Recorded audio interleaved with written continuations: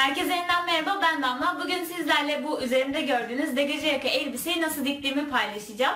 Aslında ben bu elbiseyi çok uzun zaman önce dikmiştim. Evde ablama böyle ufak bir kına eğlencesi gibi bir şey yapmıştık ve onun için dikmiştim ama bir türlü yayınlayamadım. Bu sıralar çok fazla degece yaka bir şey yapar mısın diye mesaj gelince yayınlamaya karar verdim. Normalde üzerinden bu kadar zaman geçtikten sonra unuttuğum için ben de yayınlamıyorum genelde ama siz bana hatırlattınız. Şimdi isterseniz hemen nasıl yapıldığına geçelim. Eğer videom hoşunuza giderse beğen butonuna basmayı ve videoların devamını görmek isterseniz kanalıma abone olmayı unutmayın. Kendinize çok iyi bakın. Elbisemi yapmak için böyle parıl parıl çok güzel bir kumaş kullanacağım. Ben bunu daha önce size göstermiştim zaten İzmir kumaş alışverişi videomda. Çok uzun zaman oldu tabi. Çok minik bir kumaş olduğu için ne yapacağıma bir türlü karar veremiyordum ve sonunda bunu yaptım. Bu elbise için kesinlikle çok dökümlü kumaşa ihtiyacınız var. Benim elimde öyle bir kumaşım yoktu. Onun için tam olarak aslında degajı yaka yapamadım.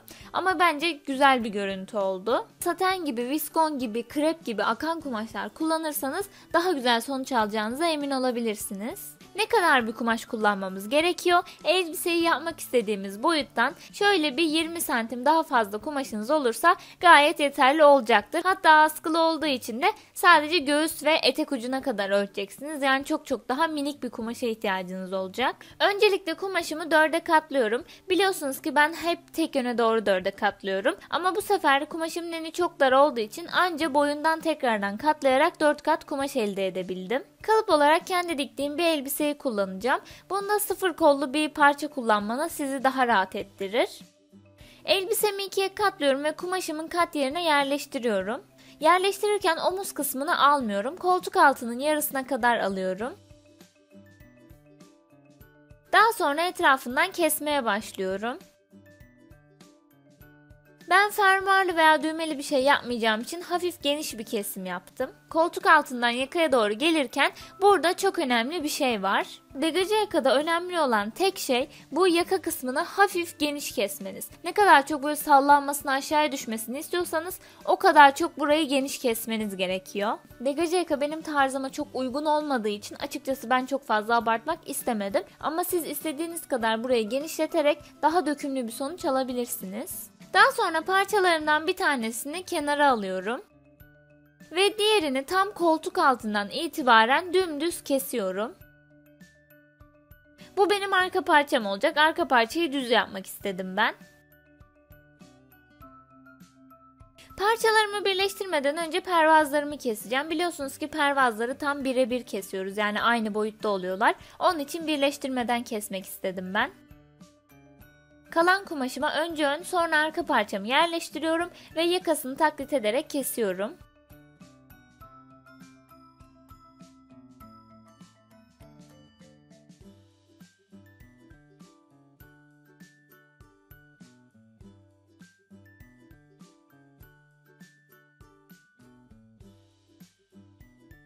Ve pervaz boyutlarını da birbirlerine eşitliyorum.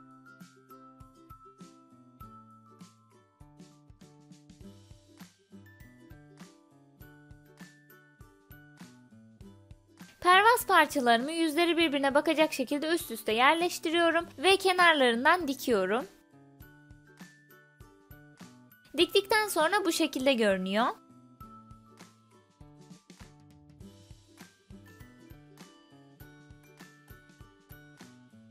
Bütün parçaları adım adım hazırlayıp daha sonra hepsini birleştireceğim. Onun için şimdilik bu parçayı bir kenara alıyorum.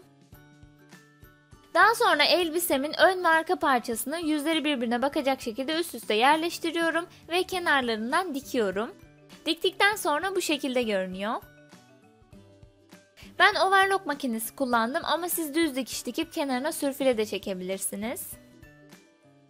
Şimdi bunu da bir kenara alıyorum ve askıları yapacağım çünkü bunu da beraber birleştireceğim. Ben askıları yaparken genellikle göstermiyorum çünkü gayet basit bir şey. Ama bu videoda zaten çok fazla ayrıntı olmadığı için göstermek istedim. Böyle okullarda kullandığımız cetvelim var bir tane ve bu benim için gerçekten ideal. Bunun kalınlığını kullanıyorum. Zaten uzunluğunu her türlü ölçebiliyorsunuz. Bu cetvellerin kalınlığı spagetti askı ve biye için gerçekten çok ideal oluyor.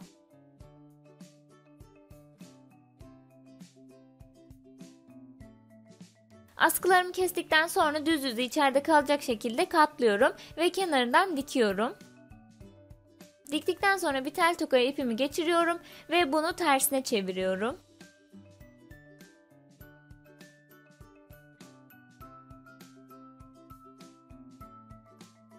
Böylece askılarımı hazırlamış oldum. Şimdi sıra geldi parçaları birleştirmeye. Elbisemin ana parçasının düz yüzü bana bakarken pervazımı tersinden bunun üzerine giydiriyorum. Yani bunların şu anda yüzleri birbirine bakıyor. Denkleştirdikten sonra bütün kenarlarından güzelce iğneliyorum.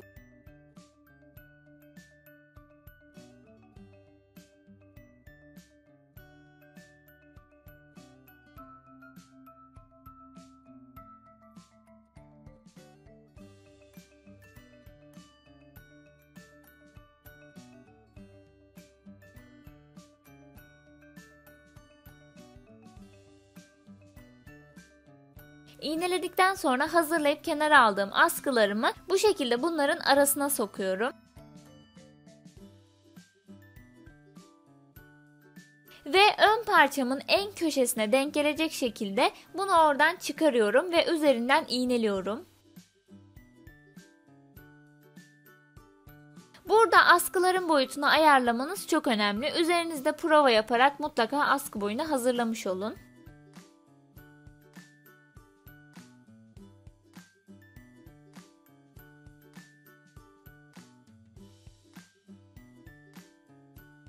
Ön parçama askıları iğneledikten sonra sıra geldi arka parçaya iğnelemeye. Döndürmemeye dikkat ederek ve askıyı kenardan dolaştırıp pervazın altında kalacak şekilde arka parçaya da aynı ön parçayı yaptığım gibi pervazla elbisenin arasından sokuyorum ve askının ucunu çıkarıyorum. Daha sonra oraya iğneliyorum.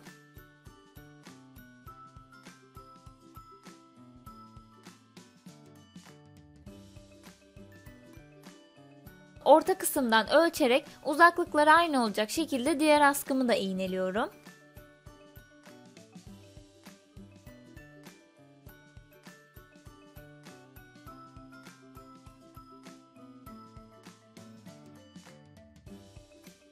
Ve bu yakayı çepeçevre dikeceğim.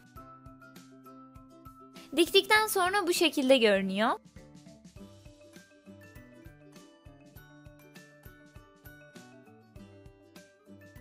Şimdi bunu düzüne çeviriyorum.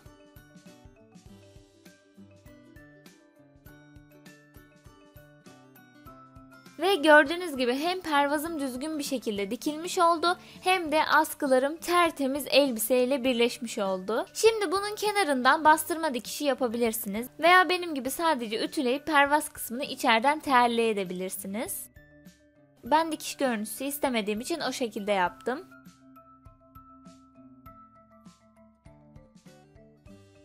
Bu yaka kısmı şu anda yerde olduğu için çok düzgün duruyor ama üstüme giydiğimde hafif dökümlü oluyor. Şimdi aslında elbisemiz bitmiş oldu ama ben fermuar yapmadığım için hafif geniş kesmiştim biliyorsunuz ki. Onun için beline ufacık bir kemer yapacağım. Askıları hazırladığım gibi incecik bir kemer hazırladım ve bir kenarına düğme dikiyorum. Düğmeyi dikerken dikkat ettiğim tek şey bir yüzünden görünmemesi, yani düğmeyi içeriye saklamak istiyorum. Düğme yerine kopça tarzı bir şey de kullanabilirsiniz. Dışarıdan sadece dümdüz bir kumaş görüntüsü istediğim için bu şekilde yaptım.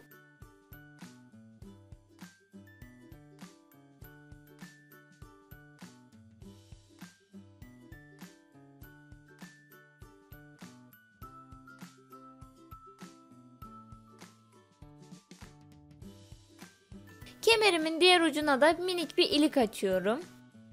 Ve böylece elbisem bitmiş oldu. Umarım hoşunuza gitmiştir. Ben gerek duymadığım için yapmadım ama eteğin alt kısmını kapatabilirsiniz.